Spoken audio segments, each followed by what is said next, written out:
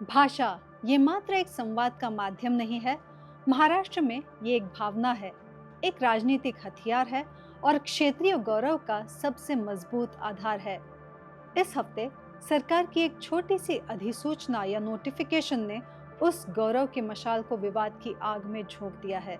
स्थिति यहाँ तक पहुँच गई कि सरकार को डैमेज कंट्रोल मोड में आना पड़ा और आनन फानन में अपना फैसला वापस लेना पड़ा।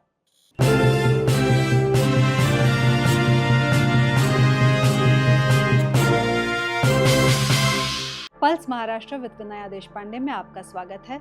मैं हूं विनया देशपांडे पंडित, द हिंदू की महाराष्ट्र चीफ ऑफ ब्यूरो, और आज हम उस विवाद की परतें खोलने की कोशिश कर रहे हैं जो प्रशासनिक नियमों से कहीं बढ़कर है। हम बात कर रहे हैं इस भाषाई पहचान की, उन दरारों की, हिंदी थोपने जाने के उस डर की और उस 50 साल पुराने नियम की जिसने महाराष्ट्र सरकार को घुटने टेकने पर मजबूर कर दिया। इस पूरे घटनाक्रम की शुरुआत एक सामान्य प्रशासनिक प्रक्रिया से हुई थी। राज्य के भाषा निदेशालय ने पिछले महीने एक अधिसूचना जारी की। इसके अनुसार राजपत्रित अधिकारी और अराजपत्रित सरकारी कर्मचारियों के लिए एक हिंदी परीक्षा में शामिल होना अनिवार्य किया गया था, जो 28 जून को होनी थी। गौर करने वाली बात यह है कि ये कोई नया नियम नहीं है। ये नियम साल 1976 का है, जो त्रिभाषा फॉर्मूले पर आधारित है। आसान शब्दों में कहें तो यदि किसी सरकारी अधिकारी ने 10वीं कक्षा तक हिंदी की पढ़ाई नहीं की हो तो उन्हें सेवा में आने के 3 साल के भीतर ये परीक्षा पास करनी होगी। यदि कोई कर्मचारी ऐसा करने में विफल रहता है तो दंड के रूप में उसकी वेतन वृद्धि यानी इंक्रीमेंट रोक दी जाती है। प्रशासनिक तौर पर यह एक मानक प्रक्रिया लग सकती है, लेकिन राजनीतिक दृष्टिकोण से ये एक सुलगता हुआ टाइम बम था। जैसे ही ये अधिसूचना सार्वजनिक हुई, इसके सीधे मराठी अस्मिता यानी मराठी गौरव पर चोट लगने की बात की गई और इसके बाद जो प्रतिक्रिया हुई वो बेहद तीखी थी।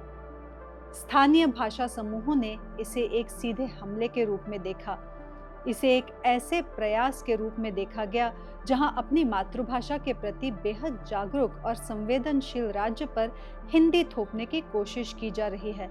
मराठी संगठनों ने न केवल इसका कड़ा विरोध किया, बल्कि सविनय अवज्ञा या सिविल डिसोबीडियंस का आह्वान भी कर दिया। उन्होंने सरकारी कर्मचारियों से इस परीक्षा का पूर्ण बहिष्कार करने का आग्रह किया। वहीं महाराष्ट्र नवनिर्माण सेना, शिवसेना, यूबीटी जैसे दल जो भूमिपुत्र की विचारधारा पर टिके हैं, वे एक कदम और आगे बढ़ गए। उन्होंने आक्रामक रूप अपनाते हुए धमकी दी कि वे किसी भी हाल में ये परीक्षा नहीं होने देंगे। मराठी भाषा अभ्यास केंद्र जैसे संगठनों ने तो इस पुराने नियम को ही जड़ से खत्म करने की मांग कर डाली। This is utter nonsense, and this we as Marathi Abhyas Kendra we have already made our intention clear that we intend to continuously oppose this till the government revokes this particular action. There is a logic behind what we are trying to do. The government of Maharashtra's Directorate of Language was established by Y.B. Chauhan for the development of Marathi language, for basically developing terminologies, dictionaries, to decide the language policy, and there is a language advisory committee which is supposed to look into the development of Marathi in various domains of social life. And rather than doing this particular genuine and core work, the government of Maharashtra's Directorate of Language is asking its employees to study Hindi, give examinations in Hindi, and basically for those people who apparently do not understand Marathi. Now those who do not understand Marathi because they have come here newly in this particular city or in this particular state, they should make all the efforts possible to learn. And like the rickshaw and taxi walas who have stayed here for 15-20 odd years, and those who have domicile, and they can't have the domicile unless they understand and they can read and write Marathi. So if people have come here for a longer period of time, they are supposed to understand Marathi.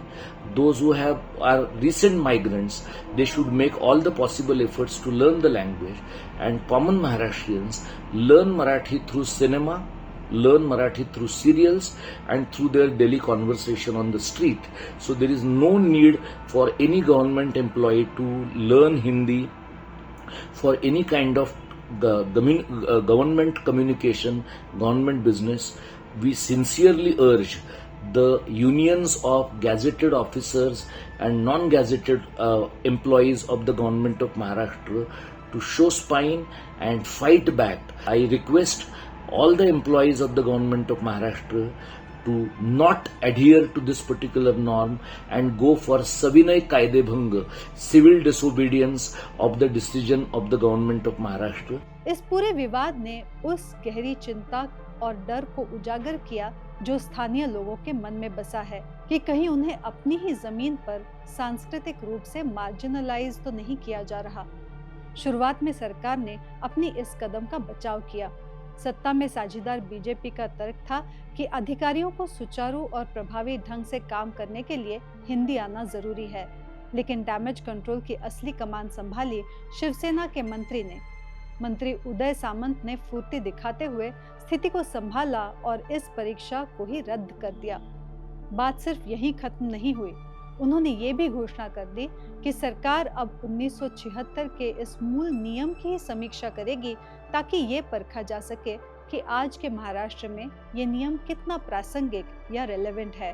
परीक्षा को पूरी तरह से रद्द करके सरकार ने फिलहाल एक बड़े राजनीतिक टकराव और आंदोलन को तो टाल दिया है, लेकिन ये पूरा घटनाक्रम इस बात को स्पष्ट करता है कि किसी भी नीति को लागू करते समय स्थानीय लोगों की भाषाई आकांक्षाओं और उनकी भावनाओं का सम्मान करना कितना जरूरी है, खासकर उस राज्य में जहां भाषा ही अस्मिता का दूसरा नाम हो।